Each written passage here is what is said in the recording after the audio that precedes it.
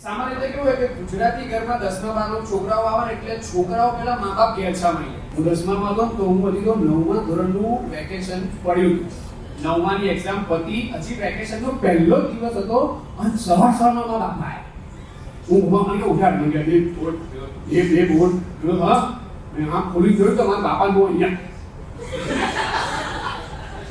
મેં કીધું શું થયું કે બીજા બરાબર વહેલા ઉઠો વાંચવાનું કેમ બોલ ઉભો થઈ જોયું તો ઘરમાં 4 બાજુ દિવાલ પર મોટિવેશનલ પોસ્ટર ઉઠો જાગો જય પ્રાપ્તિ સુધી મંડ્યા રહો રાતે વહેલા જે સુવે વહેલા ઉઠે વીર બળબુદ્ધિને ધન વધે સુખમય રહે શરીર. મેં કહું બાપુજી આ બધું શું? મને બોડી હું નીચે ગયો, નીચે જઈને જોયું તો ટીવી ગાયબ. જો મમ્મી ડ્રોઈંગ રૂમમાં ટીવી કે બોડી આજુબાજુ નજર મારી તો લાઈટ પંખા બધું મમ્મી. મેં કીધું લાઈટ પંખા બધું કેમ બંધ છે? વાત નતું હવે પાવર ગયો મારા બાપા મારે